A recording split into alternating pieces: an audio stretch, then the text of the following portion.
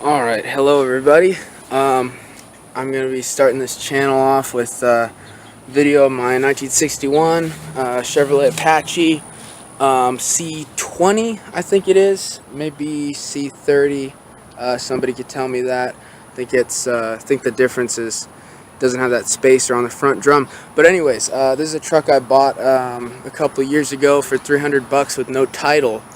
And I know most people would be pretty weary of the no title situation, but I bought it from an auction, like one of those auctions where they auction off all their company's stuff, and this was owned by the guy that owned the company, so he's pretty easy to track down. I got a bill of sale, I got his address and his license, took a picture of the whole thing. Everything should be good with that. It's just the weight and the stuff I have to go through to reclaim the title. But yeah, so that's the legal stuff on it. Basically, I'll put a picture up of what it looked like before. As you can see, it had no lights. I put those in. The wiring was complete junk. Did not run at all.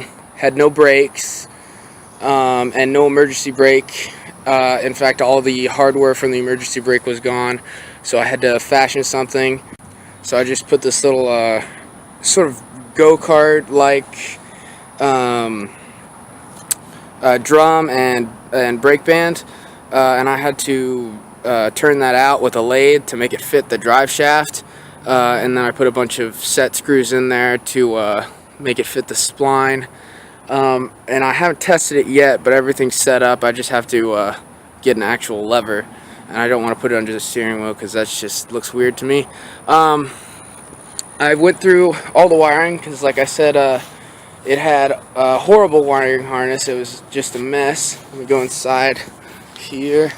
Got some stuff for tomorrow in the back, kind of cluttered.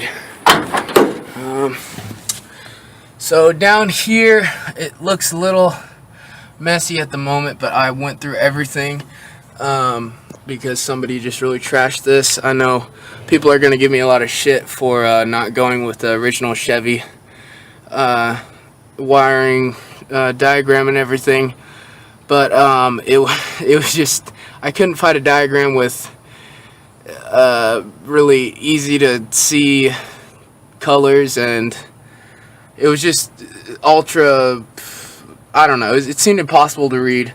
So I went through the whole thing myself and did it all. This right here is actually a blinker box. I just put everything in one box. It's a dual relay, and then this is your hot lead going in from the fuse block, and I converted it to the modern style fuse block. And so the hot wire goes in here. This is just one of those, I don't know, what would you call it? They're not relays. It's like a flasher, I guess you'd call it. And the flasher goes out to both the relays. And once you ground it out with this switch up here, which is going to be temporary, I'm going to get the actual one. Once you ground it out, the coil starts to work, and then it just flashes one light. Or that's the gist of it, I guess. I sort of painted the dash here. It looks nice on camera, but I really do want to redo it, because if you get a little closer, you could see some spots. Let's see, come on, focus. Okay, it's not going to focus, but you can see some rough spots, and once I take out the windshield, I'm just going to end up doing it right. So there's that. So it looks nice, and that's probably the scheme I'm going to go with. It's not the original color scheme. There'd be gray right here originally, and instead of black, and then that bottom part would be gray too.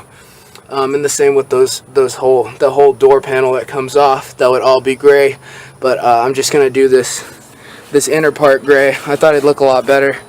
And it's my truck, so can do what I want with it. I'm going to try to keep it as original as possible. I'm going to keep the bench seat and put a nice seat cover on it just to clear out all the foam, put new foam in.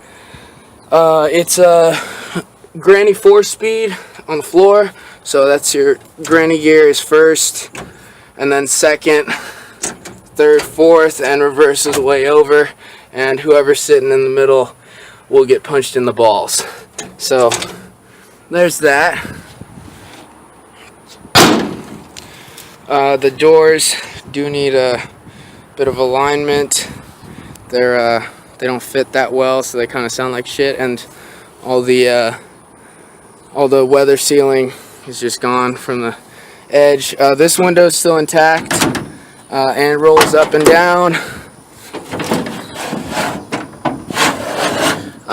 And it's funny because usually these delaminate, like this one here. You can see that orange.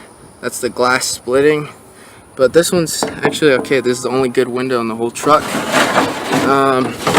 The windshield is delaminated too. You can see right there, and it's also cracked right in the middle. The windshield wipers do work. I don't have them hooked up. Let's see, the back window's fucked. The other side, that window over there, that's fucked. The heater never worked, but I have yet to wire that. Here's a little bit more of my wiring harness. I went through the Chevy plug that they put here. It's just a lot simpler for, making things easy to take apart if you need to work on stuff or paint something. And I could just take this out, and then I put a little plug down there too that goes to the rear tail lights and running lights. And I did the same with the blinkers. That's the plug on top there. I put a 1980s Chevy truck brake booster on here so I can stop a little easier. And then it's just got the original 1960 single chamber master cylinder. I did split it just right here so it's separate front and back brakes. So in the future I can convert it to disc brakes in the front and then have the whole thing separate and double reservoir master cylinder. The engine in this truck is a 1974 Chevrolet 250 with a single barrel monojet carburetor. It's not a V8, but it definitely pulls. It doesn't have that much horsepower, but I think it makes up for it in torque. Most of these straight sixes have a lot of torque. I am keeping this engine for a bit, at least a year or so. I might do a whole LS thing, but that's, I might just keep this in here forever and just have this as a work truck and move on to another project. This is not the original engine in the truck. It was supposed to have a 235, believe it or not, which to me for a 1-ton truck, it's got dually rims back here and really heavy duty stuff. It seems like a bigger truck. It's not a light duty truck, but it has it originally had the light duty engine, at least from the specifications inside. Somebody might have changed the cab, I have no idea, but yeah, there's the engine. Someone changed it. I'm glad they did. It is the bigger cubic inch, not the biggest, but a bigger one. And also the radiator in here, I have a Volvo radiator, just temporary. The original is sitting somewhere over there. I need to get it cleaned or put a cleaned and put a second core in the original one, or just get a better fan. We'll see what happens, but I wanted to keep the truck functional, so I found this radiator in the junkyard. Just need something that fits. It's smaller than the original one, but it surprisingly cools better. So that's how bad the original one is right now. It does still overheat after about an hour of running, so it's not too bad, but yeah, it's not supposed to be here. It's just here temporary, so I can still run it and drive it around and not mess anything up. Has a major gasket leak here on the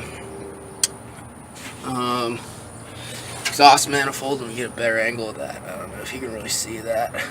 See right there, that's a major leak. So that whole thing is going. I'm putting some long headers in here, which really probably isn't going to get it probably isn't going to give me that much more power than it already has. I'm going to say not anything over 10 more horsepower because I don't have a aftermarket intake manifold. So yeah, there's that, and I'm keeping the original carburetor for now. I really want to have a little bit of good gas mileage. It's probably going to get 7 miles a gallon even with the single barrel, but you know. Here's the rest of the relay stuff. I set up a headlight relay right there. The horn is not hooked up yet, but there's the headlight relay. I put a positive post right there so everything could just hook up to there, and everything's really easy to take apart, just, you know, so I could take it apart and change it if I wanted to, but also it's pretty solid. So best of both worlds there. Let's see, one of the biggest things I've done so far to this truck is the whole rear end. I went out and cleaned with my friend Nick, geez, like 3.5 months ago, but this thing weighs a ton. I went through the whole brakes. You can see the new line and stuff there. New cylinders in each brake, new shoes, new springs, new everything. All 4 brakes are new. Everything works.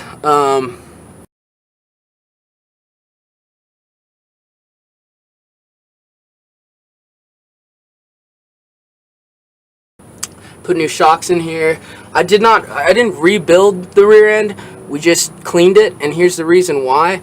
I was going around to change all the brakes, and you have to take the whole axle out in order to take the drums off of these 1-ton rear ends. So basically this plate right here comes off, and that's the axle. Just pulls right out, and then you gotta, you know, remove some clips and stuff inside of there, and then you can take the drum out. But what came out of there was this like sort of light brown white water oil mix. It was basically water had gotten into the differential, and I didn't want to leave it like that without knowing what is really going on inside there. So we went ahead and took it all apart, and the reason for there being water in there is somebody took off this vent right here. These differentials are supposed to have vents, and there was just a hole right there. So I put a vent, and there's a check valve up there. So whenever the pressure gets high, it can escape, but nothing can get in. So that's all good. Everything's sealed and tight. Also, just put a random license plate on there. I don't know where that's from. I just found it in the attic. I had a bunch of them because I wanted to drive it around the block, but you can't really just drive around the block here. You kind of have to go on a lot of main roads where I'm at. So I didn't want to get pulled over or anything, so I just stuck that there. So nobody would notice there's no license plate on the back, I guess. The blinkers work. The brakes, I disconnected them because I was trying to make it a little cleaner under there with all the wiring. But I'll show you the blinkers here. Alright, I'm gonna get you can't really see the lights here, but yeah, you see that? That's because the front socket won't ground out, so it won't blink when the lights are on. But that's a pretty simple fix. Just gotta ground it right. But I'll take a video of this at night so you can see it light up. The whole dash lights up. But anyways, so here's the running lights. So the running lights work.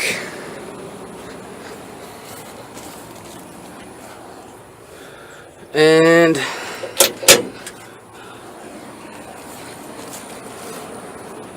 those are the brights. So it's all good. And the blinkers.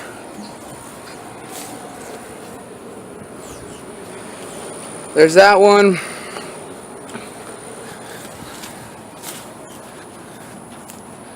Here's the back. And yeah, if you really look at this cab pretty closely, most people would say new cab, because this thing is really bad. There's rust spots up here that are really bad. It leaks whenever it rains. Basically all around the side here it's rusted. Up in front here, really rotted out. That's really bad. So the diagnosis for some people would be, you know, this thing's junk, get a new cab. And it's the same on the other side. But oh yeah, also the rockers are horrible. So you can see the ground right there. Just really bad. And it's the same under this thing.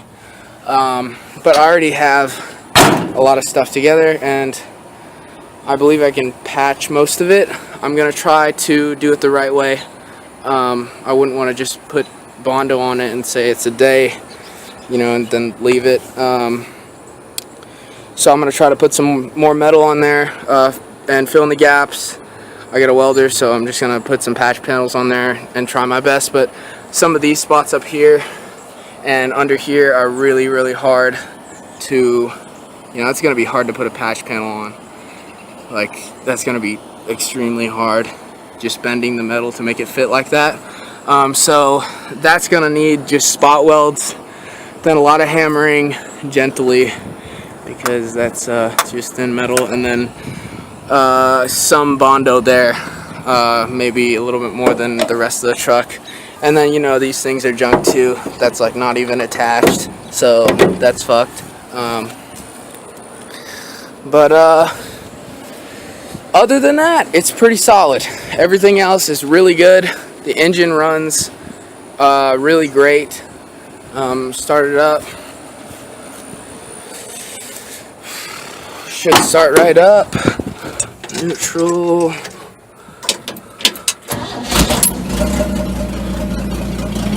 Sounds like barf. Like, it really sounds awful, but I'm hoping those headers are gonna make it a lot better. It's just a fucking pipe hanging down like that. It sounds pretty awful, but it really runs great. Of course, there's that leak in the front, so it sounds like a turd. But it has a lot of power. It gets up and goes. There's like 120 to 130 psi in each cylinder, and I put some engine restore in there so it would go up. There's really nothing wrong with the engine internally. So everything's good with that. It just needs some gaskets. The fuel pump gasket started to leak.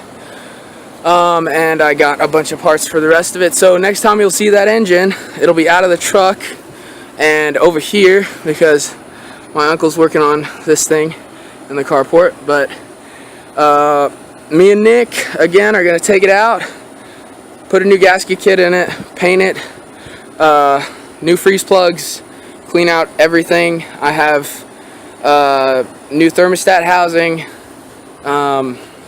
I have basically everything that the engine needs.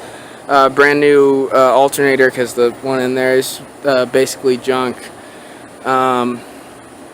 Yeah, so I think that's about it. I don't think I forgot anything. So everybody have a good day.